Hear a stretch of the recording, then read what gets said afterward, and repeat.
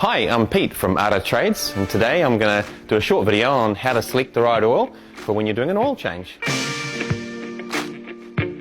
Okay, so the first key to finding the right oil is identifying the vehicle that you're working on. You can do that in a number of ways. You could look at the signage in the windscreen here so that it has the make and model of the vehicle. Also in this vehicle you could look at the chassis number, which in this case is up here on the windscreen, or it may be under the bonnet. Also on the back of the vehicle it should have the make and model to help identify which vehicle you're actually working on.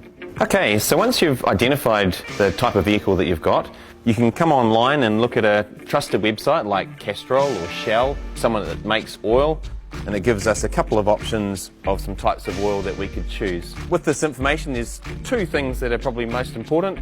One is the viscosity of the oil, so in other words how thick or thin the oil is, and the other is the API rating of it. So API indicates the quality of the oil that you're working with. This oil has the viscosity rating on here, so it's got a 10W40. So typically speaking, a number that's closer to 0 is thinner and a number closer to 50 is thicker. In this particular case, this is what we'd call a medium weight oil, suitable for late model vehicles. So now that we've got the information that we need to do the oil change, we've selected the correct oil, we've got ourselves a oil filter, and we're going to need some gloves to protect our hands. We've got a couple of tools, a couple of hand tools here, filter remover and a simple rag. Looking under the bonnet here, what we do is we locate the dipstick and dip the oil. What we want to look at is how much oil is left in the engine after a full service interval. So before we change the oil, we would dip the oil, we would check it, wipe it, dip it again to check the level, to see what the oil level is. Now we'd start the vehicle and warm up the engine so that the engine is operating temperature, so that the oil flows freely out of the engine when we do the oil change. And now we're going to raise the vehicle up to drain the oil out. If you're not fortunate enough like me to have an automotive workshop to work in, what you might have is a jack and some axle stands like this. It's important when working on your vehicle at home that you know how to raise your vehicle, make sure that the appropriate jack is put onto a suitable lifting point on your vehicle, and obviously understanding and knowing how to use an axle stand so that you can secure your vehicle in a safe manner. Once you're under the vehicle, there's a couple of little safety tips to bear in mind.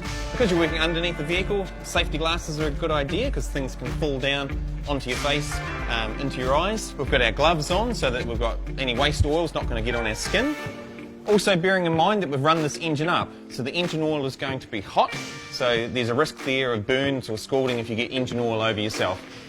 Have a rag handy for cleaning up, mopping up or redirecting the oil if you need to, and make sure that you've got a clean and clear work area to work in. Draining the engine oil, so we loosen the drain bung, remove the drain bung, so it'll take a small period to drain out of there.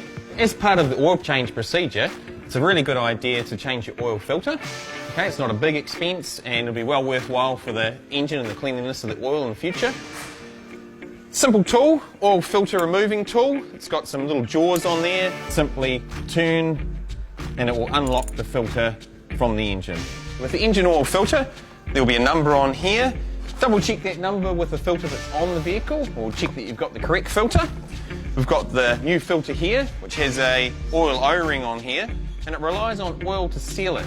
So when you're fitting a new filter, use a little bit of fresh engine oil and place the engine oil around the seal on the top of the filter.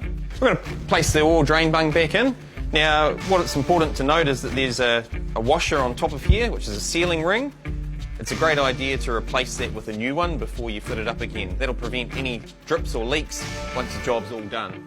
Placing it back up into place and nip it up.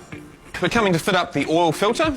Now, what it's important to note is that when you're putting your oil filter up onto the engine, make sure that the little sealing ring in the top of the old filter hasn't remained on the filter housing. So we just place the filter on and screw it into place by hand. It's time to top up the engine oil.